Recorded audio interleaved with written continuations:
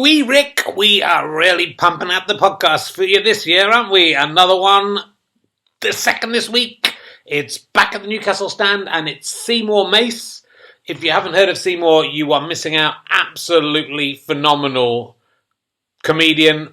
Very interesting man. This was a lovely podcast. I hope you will enjoy it. Do keep supporting us however you can. You know the ways. Become a badger. Go fasterstrike.com/badges. Come and see a show. richardherring.com/gigs. Just tell your friends about RHLSTP.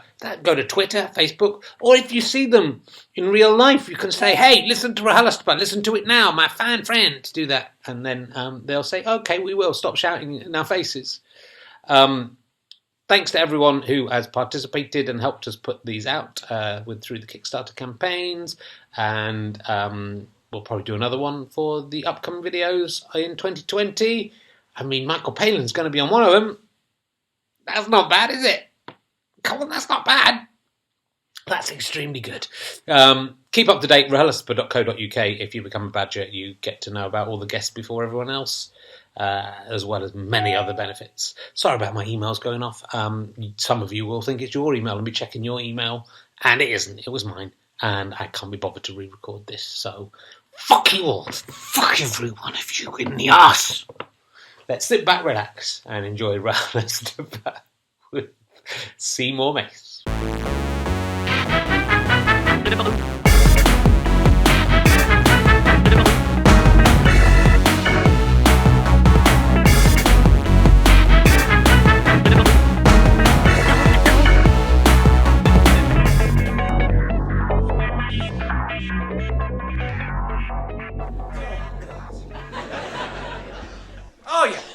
Ladies and gentlemen, welcome to the stand in Newcastle. Please welcome a man whose life has been disrupted by squirrels. It's Richard Herring.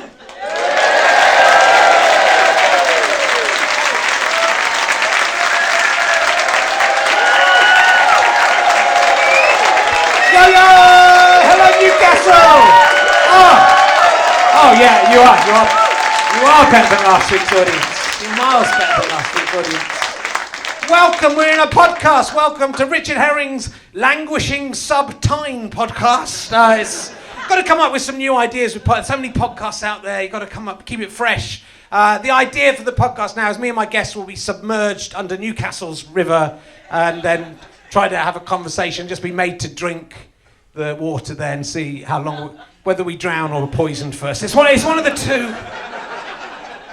We'll see what happens. I'm looking forward to it. But I was talking to the Angel of the North the other day. He's a big fan of the podcast. When I asked him how much he liked it, he said...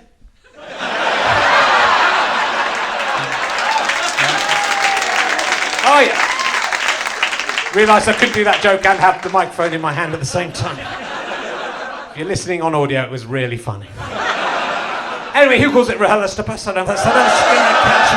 Yeah, the squirrel thing, I parked my car under a tree. This is the problem with living in the country the other day, and we left it for a couple of days. And when I came back, the car was lit. We were about to go out in quite a rush, and the car was covered in squirrel shit. I'm presuming, I'm not an expert on shit, but it wasn't bird shit. It was like little tiny poos. And I tell you, there was not a hazelnut in every bite. The joke lied to us. It was very unpleasant. And so I had to go to a car wash, and then I was really tired, and I didn't drive in the right angle into the car wash and broke the car wash. And that was an hour of my day I was now behind. It was all down to the squirrels. But it did mean that I got to go to the car wash again later. The bloke said, I'll give you another ticket. You'll have to come back later because we have to reset the car wash because I'd driven in too close to the edge. I'm very tired. And I went in with my kids. My son was in there, and he was really terrified. Like, this all the... He's cowering, and I said, what do you think of it afterwards? He's 2 years old. He went, amazing. It was worth it for that. What a wonderful... Thanks, squirrels, for that. Anyway, we're here in Newcastle, and I was looking up online to find out some facts about Newcastle. There was a whole website that had like 50 facts about Newcastle, and every single one of them was shit. It was like so desperate. These are so desperate, and right from the beginning, nothing... The first one, Newcastle Central Station, is the first ever covered train station in the world. Not the first train station, just the first one with a roof. That is not that good. Don't put that at the top. Newcastle has the 10th largest regional airport. That's not worth saying. Newcastle is the 15th most visited UK city by overseas visitors. 15th. So basically, if someone's here for 2 weeks, they're not going to come to see Newcastle. They'll see a different city every day. Newcastle... Is this what I've got? I can't read my own writing. Newcastle Town Moor, is that what it's called? Ton Moor? Town Moor is bigger than most parks in London.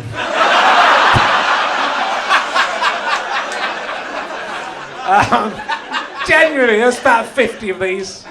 These are the best ones.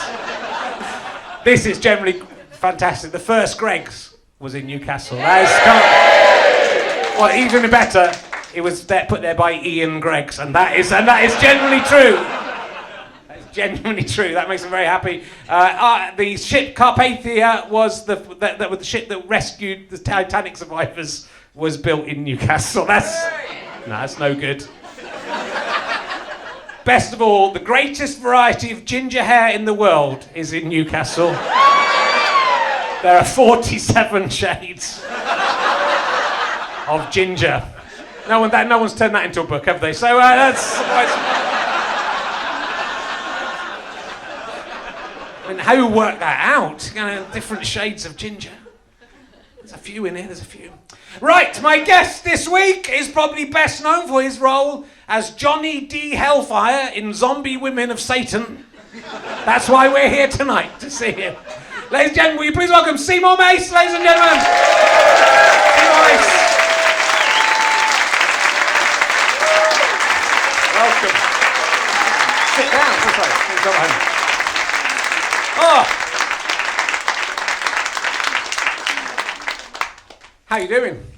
Yeah, I'm all right. Good. We've both gone for knitwear in this quite warm room. Yeah. That's kind of a Starsky. That's like Starsky from Starsky and Hutch. Too old reference for this. It's very nice of you to say that. But because he used to get out the swimming pool, didn't he? In the opening titles, and it was sopping wet. Yeah. And he had a belt on it. Oh, I ain't got a belt. No belt. But it is similar. It is. It's nice. In the vein of. Yeah. Yeah. Paul Michael Glaze. The kids are too young these days. Well, that's the problem. Yeah, but everyone knows Starsky and Hutch, don't they? They remember the terrible film with Ben Affleck and probably Owen Wilson. Owen Wilson and Was it about two of them? Ben Stiller. I went to see that. I went to see that film on a date, and I went in Leicester Square. And I went to Garfunkel's first, and then saw Starsky and Hutch. And I can promise you that is the worst combination. The most terrible food followed by the most terrible film. Starsky and Hutch were in it though. They were in it at the end. Were they? Yeah, the real ones. Yeah, the real ones. Don't remember they were in it. Should have killed them.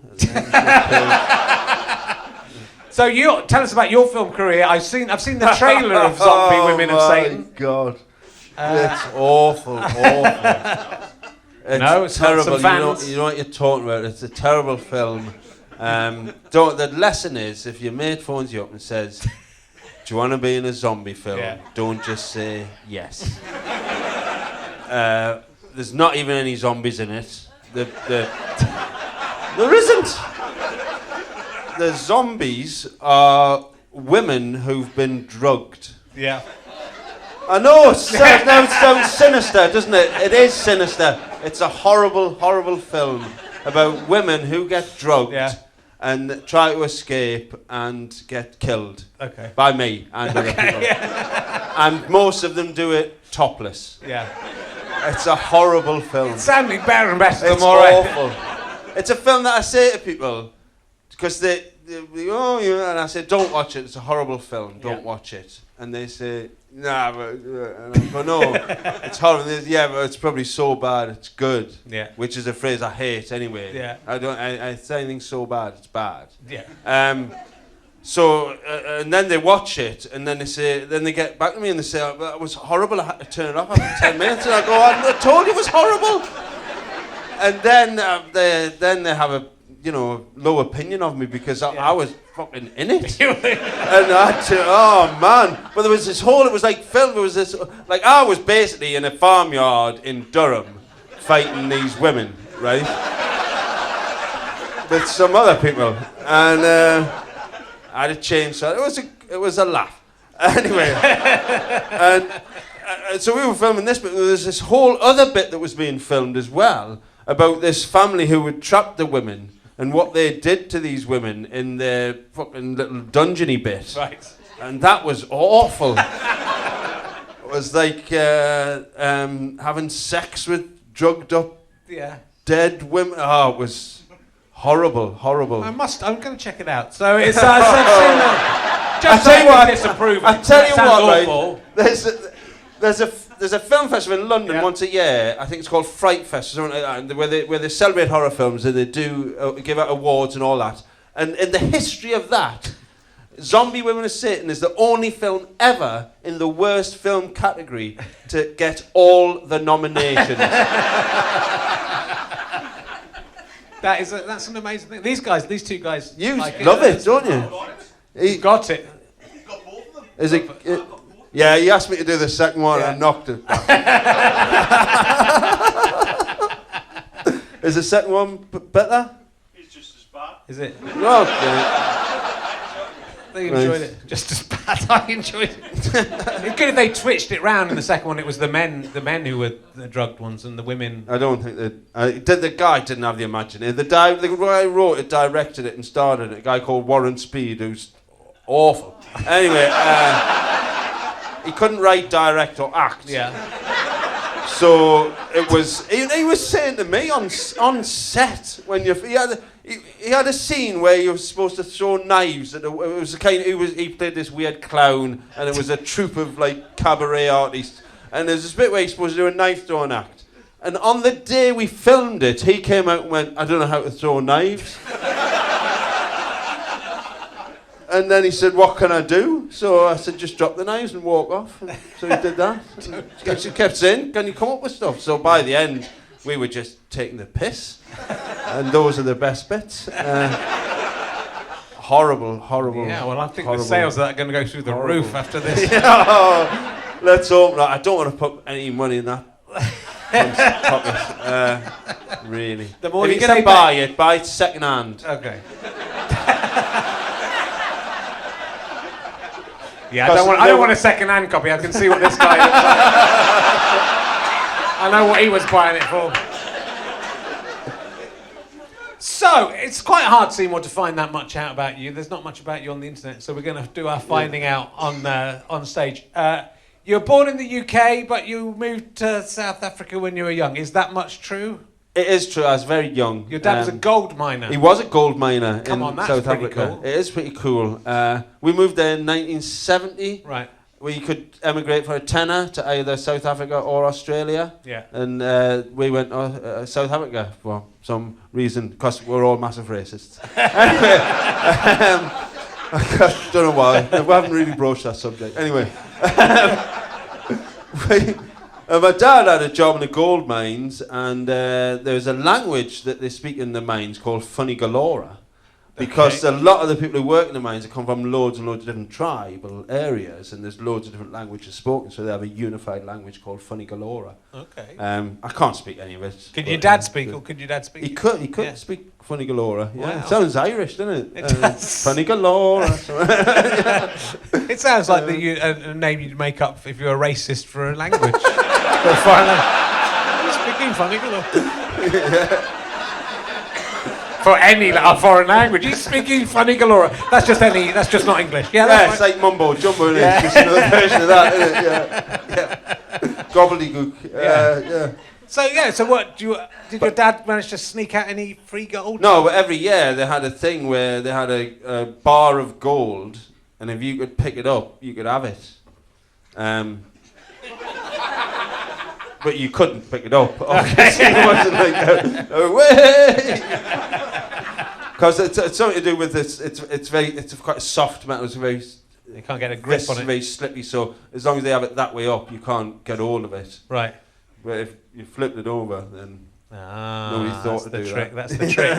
I remember Johnny Ball on, Ball Knows It All. Yeah, yeah. Well, I have a memory of him saying that he had a gold bar and he said it was on his back.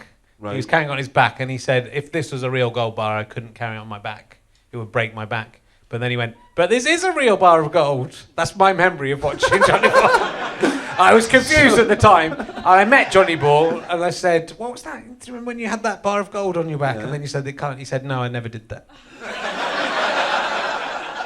So do you think you dreamt that? I don't know if I dreamt it or whether program, he just did it and then has forgotten. denied it, or Yeah, just willfully denied it. I think maybe he killed the original Johnny Ball was killed. Or by putting gold in his maybe back. he kept the gold Yeah, and walked out with it. and then said, "I don't know what you're talking about." And Yeah, then, we'll what never know. gold? Yeah, That's what I'd do if I worked in the gold mine. You just need to put a little bit in your pocket every day. yeah, like I bet Johnny Cash in that song Oh, about yeah. his car. Yeah.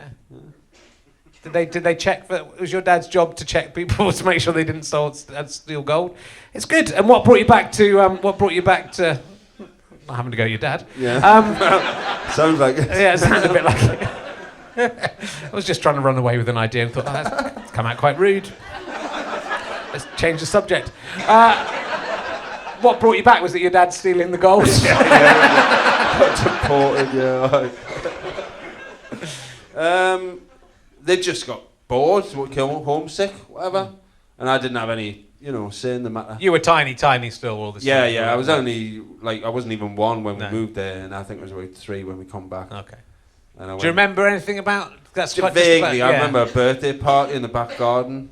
Okay. We had a duck. We had a pet duck Okay. that one of the dogs brought home in its mouth one day, but didn't kill it. It brought home like a puppy, and Yeah. then this duck grew up thinking it was a dog, and used to chase the other dogs round. Yeah. And you used to drink your tea with your tea down. You remember? Drink your tea. You remember quite a lot about it. You remember a lot about Yeah, I this think time. I was meant to live with the duck in a little hutch outside.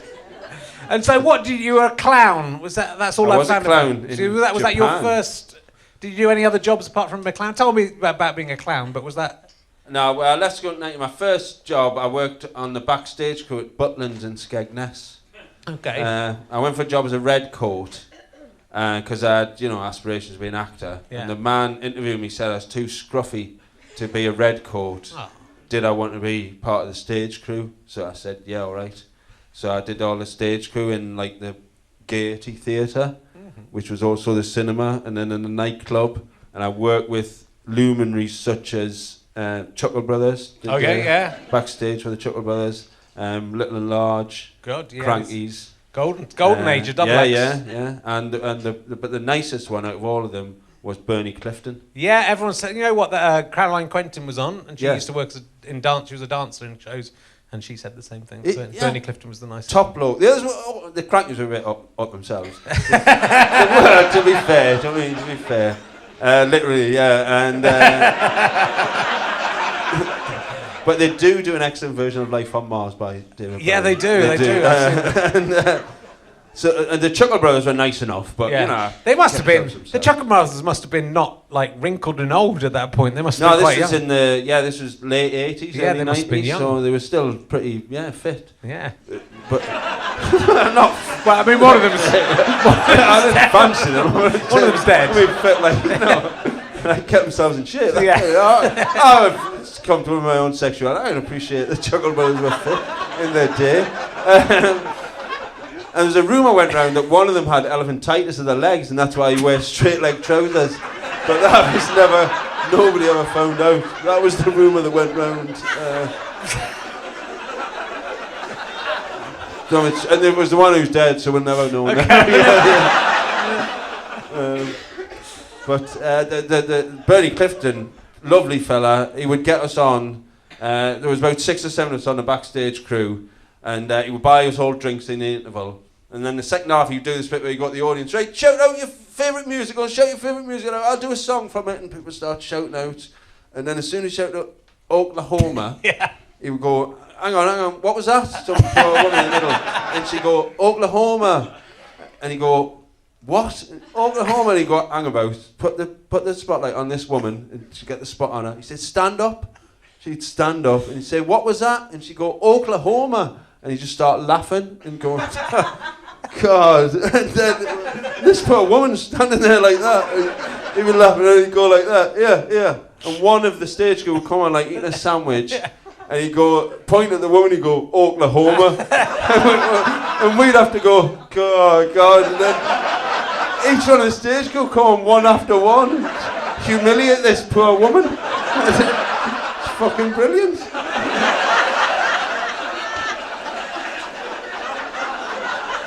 And then he wouldn't do the song, he would just go on and next bit was he was doing some dressed as a shake, and there was a fire extinguisher up his thing, so he'd shot loads of stuff out the bottom of it. Oh yes. Because he did the Edinburgh Fringe a few years ago, I think. I never noticed. Did you go and see him again? Or I didn't. No, I didn't see But him. I met him again years later. I used to live in Manchester, and I got to know Jimmy Crickett's children, because one of them, Katie Mulgrew, is still a stand-up now, and Frankie Doodle, who's his son, was a stand-up as well initially. He's now a priest. So, yeah, I went to his confirmation. Dana sung at his confirmation. Oh, yeah.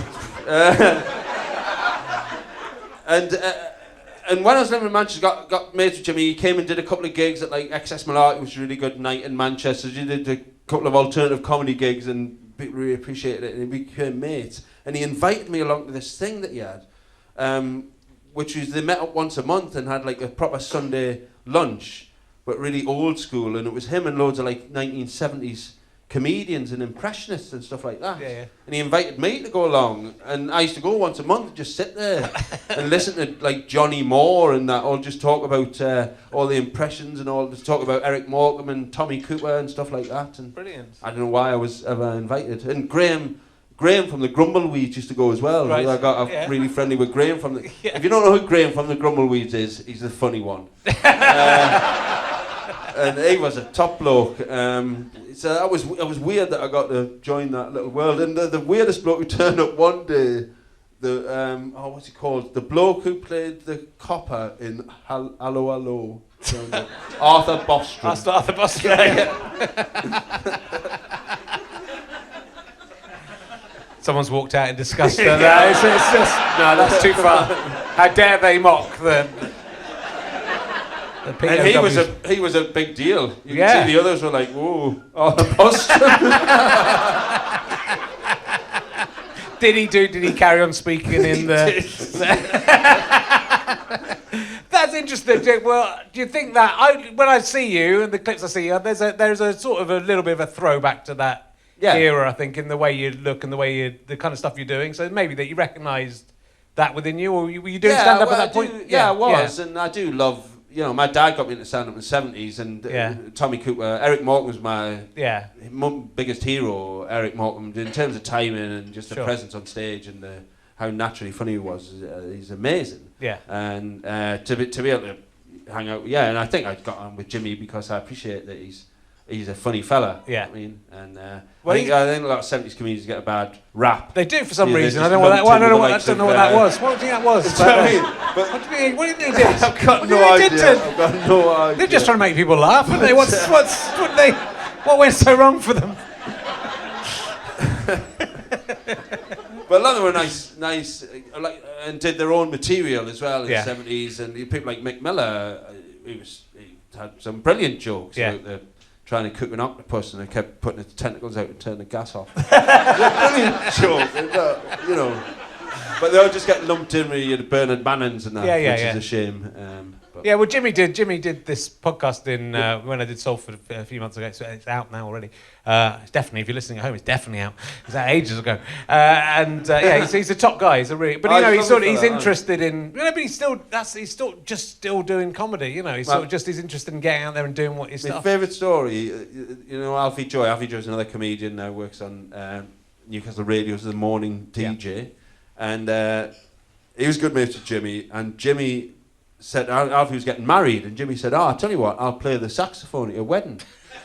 And Alfie's like, fucking brilliant, you know, so he had a few things going on. And then it got to the point where Jimmy come out to play the saxophone. He was fucking terrible, couldn't play the saxophone. It was brilliant.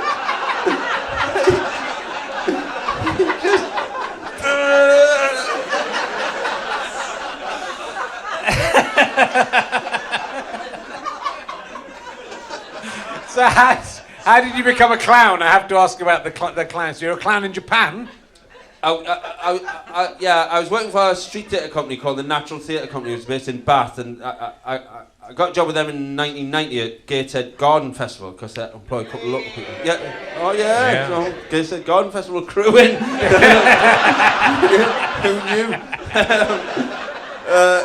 And we did the street theatre there for and Naturals. It's not like circus skills street theatre. It's kind of improvised weird characters and shit like that. And then we got a contract to go to Japan, so we were working in Japan at an amusement park over there. And then the next dressing room along from us were a load of Japanese clowns, and we got on really well with them and they became mates. And then our contract finished, and they said, "Oh, why don't you come back?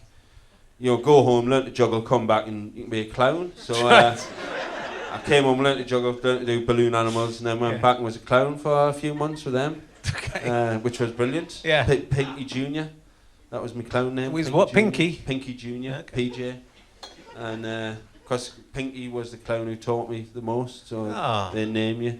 And I've still got my shoes, 10-inch long, black leather, hand stitched by Wayne Scott. Comes back when she heard about the 10-inch shoes, didn't she? That's the thing. What? Big shoes. And it was great. Had makeup. You don't have to put it on an egg in Bognor Regis. That's bullshit. Okay. My own makeup. Anyone who doesn't know about that thinks you're insane. You have to put an egg in Bognor Regis. No, I wouldn't have thought you would have to do that. It's a thing where clowns have to put their faces on eggs in Bognor Regis. But very they don't much an English thing. Yeah. Not a Japanese not a worldwide thing. Are Japanese clowns different than Well, they're trained British at clowns? Clown College Japan, which is an American company, so they were very much American style clowns rather than Japanese. So sort of more clowns. serial killers than paedophiles.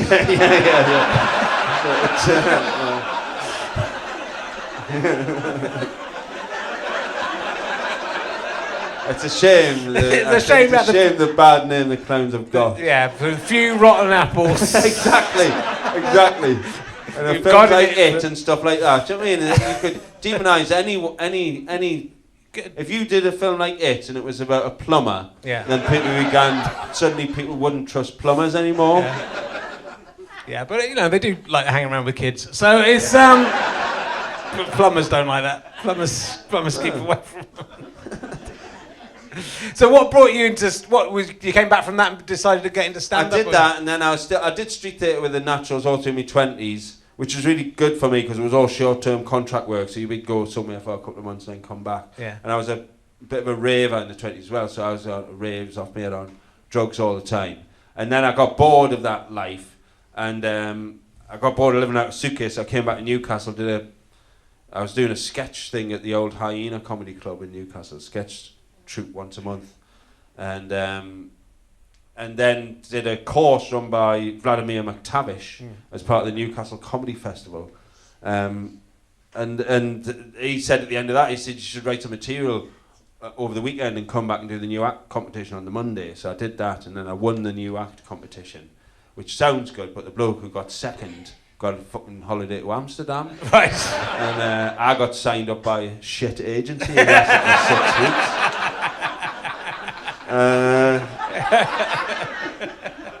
So that was that.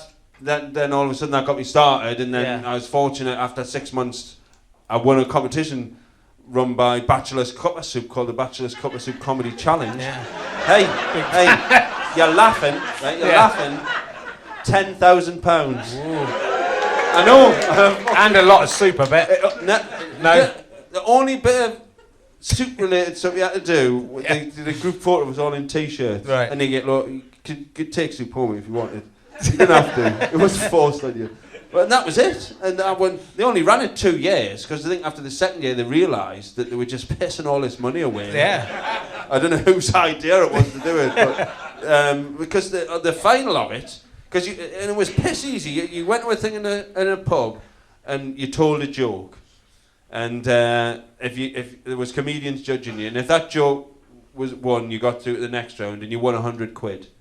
The second round was you'd get up and do 5 minutes, and mine was in front of Simon Donald from The Viz, was one of the judges. Oh, yeah. That's where I first met him, and oh god, and if you won that, you got £1,000. Right. So anyone who did stand-up was straight in, because most of the people getting it were just some cunt having a drink and racist. Oh no. And then the final was in London, in the pub in London, They had Jonathan Ross hosting it. Peter Kay was the closing act. And like fucking Arthur Smith and all these luminaries judging it and all that. And £10,000 top prize. It's fucking mental. And then I got to go on the big breakfast the next day and I had a line of coke off a celebrity whose name shall remain unsaid. Oh yeah. Yeah, I reckon I can guess. And so then you're off. That was it. You're away. And that was it. And that, so I So when, what year was? I could afford to go and do all the open spots and all that kind of stuff that you need to do. Amazing. And then I signed with an agency in Liverpool, moved to Manchester, and that was. So what year was that you sort of started? November the 6th, 2000 was my first gig. So I mean, the thing nowadays, it takes so long to like for a career to kind of prosper. Yeah. You were nominated for the Edinburgh Comedy Award in 2015. Yeah. So that's 15. That's all it took, yeah. 15 years into your career. Yeah. But there's so much competition now, right, in stand-up. Well, I always say, like, when I got into it, it wasn't, you couldn't do courses, you couldn't do degrees. It wasn't really, it never occurred to me as a career choice. No. It's something you kind of fell into, and I did as well. And then, after a few years, it was suddenly like I was stood in the middle of the road with a big fucking spliff in my hand, thinking about, you know, whatever. And all these cunts who had fucking career plans all came and went, whoo, whoo. Sarah Millican used to fucking sleep on my couch. Just sleep on my couch in Manchester when she was first starting out. Good luck, though. Good. It's so nice to see. So nice to see people doing well. Chris Ramsey on Strictly. Yeah. Get in there. So happy for that. But apparently my consolation is that I'm a comedian's comedian, which means poor. That's what that means. Because comedians don't pay to come and see me. They get in for free. But you do a show in Edinburgh. Have you've done most years in Edinburgh the last? I've done most years. Do you go every year? Every year since I didn't go in 2007. Aside from that, I've been every year since 2003. Right. Yeah, that's incredible. And yeah, it was nice to finally get some, you know, that award, that nomination in 2015. And then suddenly I made money for the last 3 years. Yeah. Which is, you know, 12 years investment. Yeah, of course it's worth it. But the Stand, you usually play the Stand, right? Yeah. In Edinburgh, and they always do a kind of last day prank on you. Is that always happen? Yeah. Because I was asked to do it this year, but I was home by the time your last show. I went straight home after my last show on the Sunday, and you used to do it on the Monday, wouldn't you? I remember being up there. I remember somebody saying to me that years ago it was a tradition on the last day, you know, like the last day of school, that you play pranks on the acts, and everybody was up for it. It was a good laugh. And then apparently some acts got a bit up their own arse, or their representatives did, and they started to say, oh, well, you can't do this because then it spoils the show and blah, blah, blah, blah, blah. So I said to them, oh, well, please do it to me. I think it's fucking great. Go for it. Because I think it enhances the show, and if an audience is in a show where that happens, it makes it more special. Yeah. Because it doesn't happen every day. And so, yeah, they ran with it. Especially Julia Snedden, who's kind of the one who plans it all and started the ball rolling. She set up a big Facebook group and all that, and we knew nothing about it. Yeah. The best one they ever did was on that 2015 year. I did a bit in a show. The show was on a second floor in a circular room with windows that you could open. I didn't use lights, I just had all the windows on because my show was at like 1:30 in the afternoon. So I'd let the sunshine in. And there was a bit in the middle of the show where a clock started to chime. Dong, dong, and when that happened, I started to change into a Scrooge outfit. And then, as it got to 12, I pretended I'd just woken up and I would go, "What day is it? Have I still got time?" And then I would run over and open the window and lean out the window and just shout at some random person, "You there, boy? What day is it today?" And then they'd go either say "fuck off" or, you know, ignore me, or occasionally play along and go, "Oh, it's Christmas." And I would go, is that goose still available? available in the...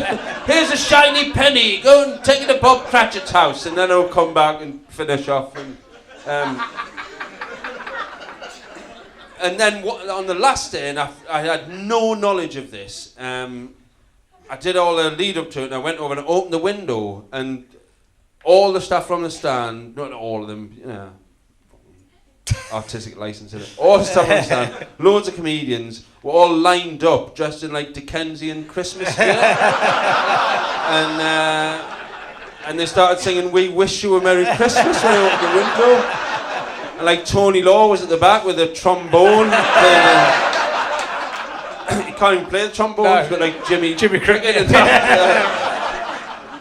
And they sang "We Wish You a Merry Christmas," and Eleanor Morton was down the front dressed as little Oliver type character, and she was waiting to go around and get the turkey. But I was so gobsmacked that I didn't want to talk over them. They were expecting me to do the bit, and I was just like. And I was touched emotionally, so I didn't say anything. I just like laughed and shut the window, and apparently they all thought I was really annoyed. But yeah, you can see it online if you put in like Seymour Mace gets pranked, because Ro Campbell filmed it all on his little handycam, and he filmed the build up to it as well. So he's going when they're outside the window waiting for me to open the window. Brilliant. And well, that's nice, isn't it? It is fantastic. That's nicer than having a massive TV career, isn't it? Being loved by. Yeah. You'd rather have that. Well, yeah. Well, I'd rather have both. Okay. Yeah, ideally. It's not one. I've got neither, so you at least got one of the two. But it is very nice, and then that became a tradition. So now they do it every year, and I expect them to do it every year. And I think they feel the weight of responsibility. I think, do you know what I mean? I think, to be fair, they would have liked to have stopped doing it about 2 or 3 years ago, but they don't want to let me down. And I always make them aware that it's hard to top. It's one of my favourite things that they do it every year. I mean, that's a very good. What did they do this year? What was the? This year, they all. At the end of the show, where I talked about earlier at the show that I was going to do a show about how I beat depression, but I haven't, so I couldn't. Right. And at the start of the show, should have thought of that. So at the start of the show, I sort of said to the audience, "Going to show about depression," I couldn't, and then I talked them through what the show was going to be, and at the end, I was going to change out with this caterpillar onesie that I'd been wearing and have like. Be dressed in a butterfly catsuit, and somebody's going to come and put wings on me back. And basically, what I described, they then went away and made these butterfly wings and all that kind of thing. And then at the end of the show, they came on and played the song and put the butterfly wings on, and they were all like putting googly insect things on, bobblers on the people's heads, and then they all just danced around with me when I was singing Nirvana song, dressed as a banana. Singing Nirvana, dressed as a banana at the end of the show.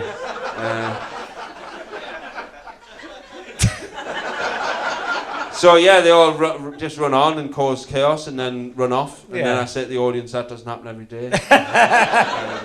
and then I get emotional and say how great the stand is and the people who work there. Yeah. And then I nearly break down, and then I go on and don't, because obviously I'm too hard and. Yeah. And let's face it, they're not that good. Yeah, they're not. They're amazing. Well, the stand.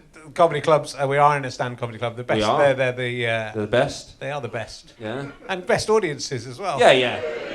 The staff can be a bit. Yeah. Yeah. But it's nice. What I like about doing the stand is you get free food. I'd come here for nothing. Don't tell them. I'd literally come here for nothing. I had a chicken burger for free. We had a halloumi in it and everything. It's massive, isn't it? Yeah, it's great. Yeah, I've had one of them. Don't tell them I wouldn't. I'd do the shows just for the burger. Yeah. As long as they don't find that out, we're fine. Well, not much chance of that. It's well, you talk about that show was about being anxious and depressed and in real life. And I read you saying that you I've been reading Robin Ince's book, because Robin Ince is coming up very soon as the next guest, and he's written this great book, I'm a Joke and So Are You. And he's looking at comedians and what drives comedians and that feeling on stage. So you're talking about being anxious. He sort of writes about this being sort of an anxious and depressed person on stage, and then being on stage is the only place you feel like you can let go and lose yourself on stage. Is that how you feel about being on stage? Yeah, it's the only place it's where I feel comfortable. Yeah. There's no boundaries on stage. You can pretty much do what you want, say what you want. You can be perfectly natural. You can feel at home. There's already a convention set up, isn't there? That everybody knows what's going to happen. Like, I'm going to talk. You can laugh. You don't have to laugh. But and there's still communication going on, but it's kind of safe communication. Yeah, I'm in control, and when I'm not on stage, I'm not in control, and you just have to kind of try and fit into society. Society that doesn't see. I've spoken to Robin about this, and it's about. I'm not in a relationship or anything like that. I've spent a long time. I've lived on my own for a long time, and the job is very solitary job, and your job is to think about things and to kind of pick things apart. And you can get to a point in life where you've picked everything apart, and then you realise that everything is ridiculous. Absolutely everything we do, everything we say, all our actions, everything's ridiculous. And that can be a really negative thing. If you look at it from a negative view, you say, well, if everything's ridiculous, then what's the point in anything? And that can bring you down. And I remember chatting to Robin about this, and he said he has a similar thing where but he celebrates the ridiculousness. He loves the ridiculousness, which is a brilliant way to see it. And that, for me, that is what depression is. It's just like a switch that you can switch from positive to negative. And there's not a lot in my life that would have to change for me to not be depressed. Yeah. Just to see my life in a positive light would make me happier, and that's what I'm kind of constantly working on. But you can do it on stage, but you fit on stage. I could spend all my time on stage. Yeah. I remember when I saw the Truman Show, and I was really, because I knew what was coming straight away, and because I'd thought of that about my life for years. I used to think when I was at school, I used to think that my life, there would be a point in my life where everyone would turn around and say, it was a big joke, and we all hate you, and we hate you that much that we've pretended for 21 years to like you, just so that it will be even worse when we turn around. I mean, for that to have happened, they must have just instantaneously hated you. Like, if they hated you, go, right, let's all get together while he's not here. Let's set up this thing for the next 20 years. I mean, it would be quite a compliment to be hated that quickly by everybody in the world. Yeah. Anybody, it's a common, I think when I was a kid, you start thinking everyone else is a robot. It's a common thing, thinking, because it makes sense because psychologically it makes sense because you only know yourself.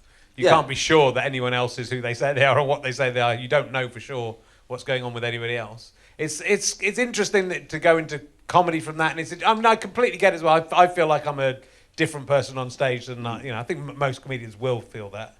But it is that feeling like more alive, and and that's what I mean. Robin talks about losing yourself, and I've always found it very difficult to lose myself in anything other than comedy. Yeah. But comedy I can, and even then sometimes, do you ever get that if you know a show really well, then that kind of the losing yourself encroaches, and you sort of start getting the voices in your head trying to trip you up and. Do you have that? Occasionally, I never really know shows that well, so I try and not prepare too much. Yeah. And then my shows never run for very long, so I never get the chance to get bored. Oh, you're lucky. I was talking to Mike Wozniak about this, but on one tour I started having a voice in my head going, "What if you forget how to breathe? what if you forget like really nasty, kind of demonic voice, basically? What if you forget? What if you forget how to speak? What if you just suddenly forget how language works? And you're in the middle of quite a complicated routine that you know so well that you could be thinking about something totally different. Yeah. But there's that kind of other world voice encroaching on this safe space. It doesn't happen to me really. I don't like the circuit anymore. I've fallen out of love with the circuit. I'm stopping doing that because I just get far too anxious before the gig, and I always assume that the gig's gonna be shit. And it normally isn't, but sometimes it is, and when it is, then that confirms all my fears, obviously. Yeah. And I just can't. I can't be bothered anymore to humour people. I can't be bothered to drive 3.5 hours to Birmingham to fucking humour a load of cunts who I wouldn't fucking pass the time of day with. Yeah. And if I turned up and tried and went say, hey lad, should we all go for a drink? They were going, fuck off. Yeah.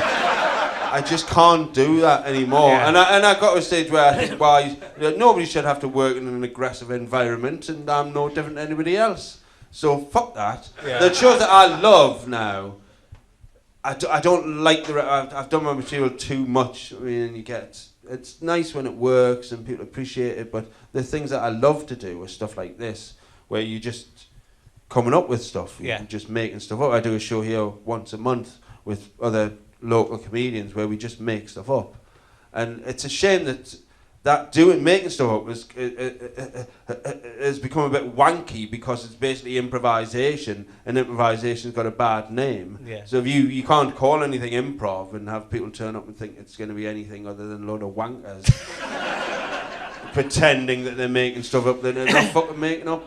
Shout out a politician, Donald Trump. Fucking hell, nobody said that one before. Really? So, but I like genuine. I think the best comedy is when you get funny people and just let them be funny. Yeah. I think that's the most entertaining. And that's the best. And I think if you're a genuinely funny person, the first time you say something is generally the funniest that it's ever going to be. So then if you keep saying that after and after, it's always going to lose it a little bit each time. So why not? I would much rather be a comedian who just fucking makes stuff up every time. Yeah. I did a show once about where I just got people to write stuff on a bit of paper and put it in a box. Because I got to Edinburgh and I had a show written, and then I lost all confidence in the show and couldn't fucking do it. So I had to, and it was a week to go. So I just thought I'd get people to write stuff on a bit of paper and then put it in a box, and then I'll take the paper at the box and that'll be the show. And it worked really well. And it wasn't something I would have ever done because I didn't have the balls to do it, but the fact I was forced to do it. Yeah. Was really great, and I really enjoyed that process. But that's not something you can do on the circuit because, you know, if the promoters hear that you're doing that, then they say, no, can you do your fucking Midnight Train to Georgia dance bit? But your stuff's quite alternative, I think, even for if you're doing that in clubs, it's going to confuse some people. And I mean, there's plenty of gags and there's plenty of observations in there, but there's quite a lot of weirdness and I do surreal like to be silly and I do enjoy gigs when like you say, whenever I gig here, when I do a weekend here, Thursday, Friday, Saturday, you know, 99% of the time it's lovely, it's great, and I love doing those gigs because you've got the communication going with the audience. But I can't turn gigs around anymore. If I do a gig now and it's horrible and they hate me, I'm just like, I can't be fucking bothered to work on this. Because, you know, if I met you in life, I would just leave at this point. But I'm contractually obliged to stay. But I don't want to. I mean, I feel like that about Newcastle, so, you know, it's and every cunt who comes to the Stand, the worst comedy club in the world. Hey, look, things are. That was a joke for you. I realised I'm staying here tonight. I haven't done any emergency questions really all night, and last week. So I'm going to ask one that came up. I think this might be quite a good emergency question, but let's see. Who is the most famous person you have ever been in a lift with, like not that you got in with, that was in there when you got Noel Edmonds. Right, that is good. And how was that, being in a lift with Noel Edmonds? He didn't say much. He's very short. Yeah. And if you watch on Deal or No Deal, he has like little bits that he walks along, which are like a foot off the ground, and everyone else stands in little holes. Everyone else is in an empty swimming pool. And I don't remember much. I always say to people, he had an office on the ground floor because he couldn't reach it, but that didn't happen. But he was genuinely in the lift, but nothing happened. I didn't say anything to him. He didn't say anything to me. Still good though, and it's exciting, isn't it? Being in a lift with I was surprised at how short he was. Yeah. He was the kind that you thought, you know, when you used to be a kid and you'd go on your knees and put your mum's slippers. He looked like he was doing that. Yeah. I was in a lift with Billy Connolly, and it was in Montreal, and I hate Montreal. Montreal's worse than any other festival we've been to. It's like so business, and I'm terrible at any networking and stuff, and I just cringe and go to bed. And then everyone stays at the same hotel, and there was this tiny lift that took you from the ground floor up to the reception, right? So it was just one story lift. I got in and Billy Connolly was in the lift and was funnier for the 20 seconds in that lift than anybody else. Genuinely just said a few things and it was just literally the funniest thing you've ever seen. Then he got out and we went, it was a one floor lift. That was nice. So I think that's a good question, isn't it? I think who's the most famous person you've ever been in a lift with? Oh, fuck, it's falling apart. I won't go around the whole room. I might do. I'll go random. Just people all want to. There are some other things we might have time to. We'll see. We've got another 10 minutes maybe. Those are for kids. You're not a kid. Let's see. What is the worst thing a cow has done to you?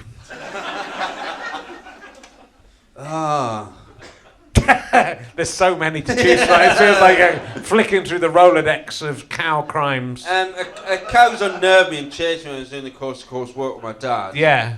But it was in a group. A herd, I believe. That's all right. Yeah. And they just kind of, chased us out this. But I don't. They were still quite. I don't want it to sound like I was in more jeopardy than I was. Yeah. It wasn't. But I did have a friend whose car was jumped on by a cow. Really? Yeah. And it made the local papers. It made the Evening Chronicle. Was the cow trying to jump over the moon or so? What was I going don't know on? what it was doing. It was definitely... he was driving along. Yeah. Suddenly this cow landed on his bonnet. Fucking hell. Bang, that was it. I know the cow was doing a dare. The other cows had gone, go on, Terry, now. But... Let's see what else I've got for you. What is the scariest thing that's ever happened to you in a B&B? I'm not just trying to find your scary stories. You must have. Do you ever stay in bed and breakfast when you've done the road? I have stayed in bed and breakfast. You stayed in any creepy ones with dolls, and I've had ones with like loads of dolls. Not really. I think I stayed in one in London that was horrible, where everything was like chained to the floor and that. Right. Yeah, that's just London. And that's the way things are down there. Because sometimes people from the north come down there, and we have to protect. We have to protect our stuff. But nothing creepy, really. I've always had quite a nice experience in B&Bs. I don't believe in ghosts and stuff like that. I was just about to ask if you ever seen a ghost, and that's quite spooky that you would say that. Yeah, ghosts are not. No ghosts. Never seen a ghost. No, I've seen them on telly and that. Yeah, me too. Yeah. That doesn't mean they're real. There's loads of Ghostbusters. If you want to see that, watch that. There's loads. Ghostbusters 2. There's something that. The women Ghostbusters. There's something that. Yeah. Well, so Women, in a way, they're the scariest ghost of all, aren't they? Oh yeah. They are in my life. I like my favourite song is about mentioning a ghost. Oh, that's by a Canadian folk singer called Gordon Lightfoot. Oh yeah, it rings a bell. Called "If You Could Read My Mind." Yeah, check it out. I will. You just did. And this is one I've been asking recently: is if you could have any one item from any art gallery or museum in the world, and they let you take it home and keep it, is there anything you would like to keep from a museum or an art gallery? It can be anything. It's you belong to you. I'd have that half a cow. Yeah, from that Damien Hirst. See if I can find who's got the other half.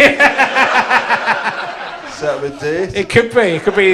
If you find the other half. Like when you get them lockets, which are like half a half, and you have half and I have half. But you be carrying that cow. And then one day. Yeah. Oh. Yeah. Come round. Oh no, it's a different cow. That jumped on my mate's car. Yeah. And I'll go very. If you could have a finger that could travel through time, I'm not even going to do the other half. What would you do? If your finger can travel forwards, backwards? You can stay in the present if you want, but that's just your finger. Right. If you can just poke anything in the past, your finger goes through into the past or the future. You can still control it and see what's going on, but you can slightly alter fate. What would you do? Well, that's a tough one, isn't it? Yeah, it is. Is there anything you'd like to change in history which could be changed with one finger? Or just that you'd like to do with your finger in time? Yeah, I might poke...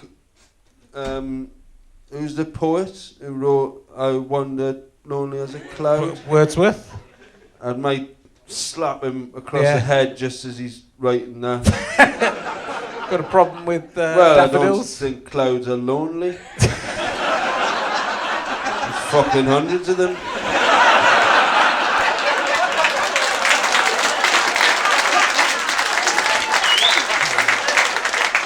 Good. I'm lonely. Yeah. I'd love to be a cloud. Yeah. Who wouldn't? Somebody said to you, do you want to be a cloud for an hour? Most people would, wouldn't they? Most people. So look, we're gonna have to wrap up in a second. It's been lots of fun. Oh, let's stay all night. Yay! There was things that I was going to ask you, but let's quit. Well, I just want to say that one of your DVDs is available at gofasterstrike.com. And Is it yeah. just one or two? There's one at the moment Another called one. Shit Title, and there's going to be another one coming out of last year's show, which was called Seymour Mace Gets Sucked Off by God. Yeah. I don't want to spoil the ending. No. That's what God said. And So that'll be available when I've bothered me arse to watch it and tell him yes. Okay. So it's been filmed, so yeah. So and that's a download Yeah. DVD. If you want a Yeah. DVD, if you like DVDs, I've got some DVDs. If you like DVDs, and you do quite a lot. You did a show called Testamental, which was about I did do a which show. was about- It was about the Bible. Bible, which is I've done stuff about the Bible. Yeah. And we had a great professor in Exeter called Professor Francesca. I thought I was going to be able to do this. Right. Stavrakopoulos. Oh, I think that's her name. And she's really deeply into the Bible. Right. Was coming up with all the kind of weird shit. Was it because you hadn't read the Bible and then you read the Bible for the I've show? read the Bible. I read it for a show, and just to see how ridiculous it all was. Yeah. And it is. Pretty, What was you consider the most ridiculous thing in the Bible? Well, I like the story of Job. yeah. It reminded me of the film Trading Places. If you have like God and the devil as the two brothers Yeah. who own the company, and then like Eddie Murphy is like Job. Yeah. Because basically God and the devil the devil turns up and says, and God's like, look at Job, he fucking loves me. And the devil's like, of course he loves you, he's got it all. Sheep, wives. You know what I mean? Yeah. Fucking hell. And then God's like, well, I could take all that off him and he'd still love us. And the devil's like, go on then. And God's like, I will. And the devil's like, right, go on then. And God's like, I fucking will. And I'll God's like, show you the devil. and then God's like, right, I will then. And then eventually takes everything off Job until Job is left as naked, mad, dribbling fucking idiot by the side of the road eating rocks, but still believes in God. Right? And God says to the devil, there you go, and gets his tenner. Yeah. And then you say to Christians, that's a bit fucking harsh, isn't it? And then they go, oh yeah, but then he had a good life after that. And that's no fucking justification, is it? It's like me keeping some cunt locked in me cellar and treating him like shit for a year and then saying, well, here's 10 grand, have a nice life. I just don't get it. Don't get God. He's a prick. He's He's an arsehole. Yeah. He chilled out a bit once he had a kid.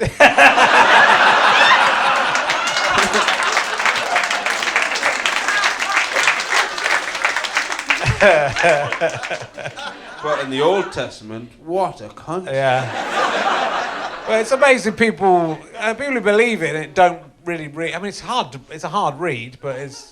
Yeah, people well, don't most read of it these is a fucking list of who begat who. It isn't is. Well, I can tell you all about that. Fucking right. I really. Can you do it? I can do it. Let's have a big out off. No, I fucking didn't. I've deliberately forgotten I who know. begat who. I just know there's loads of it. There is loads of. I know it. That was my. I learned it all, and I can do it forwards and backwards. Ah, fuck that. Yeah, it's a lot of work, but no one can steal that routine. That's what I like about it. And if they can fucking have it. Yeah. So look, we're going to have to wrap up. You're here doing your show. I'm doing my show on Sunday, the day after tomorrow. I'm doing this year's Edinburgh show. Seymour Mace is my name. Climb up my nose and sit in my brain. Yeah.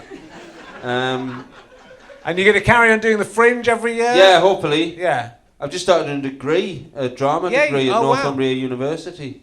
Okay. So if you see me around the campus, don't talk to me. I'm struggling as it is. So yeah, I'm doing that on Sunday. If you want to come to that, it's really funny. Yeah. And I'm in it.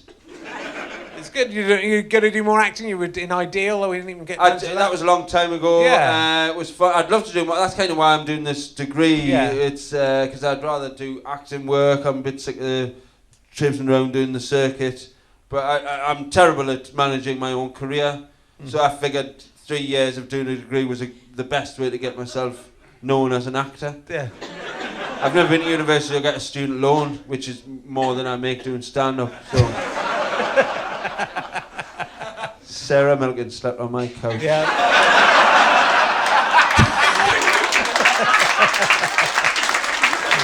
Well, man, keep on doing what you're doing. You're a fantastic comedian. Ladies and gentlemen, Seymour Mace!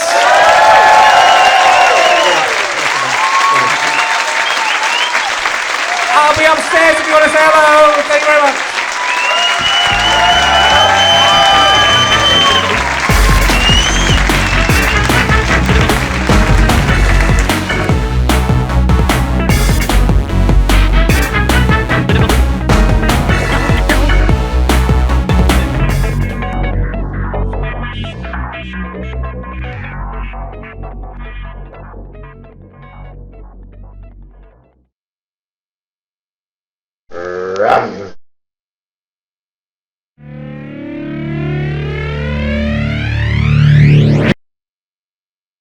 How'd you like them sky potatoes?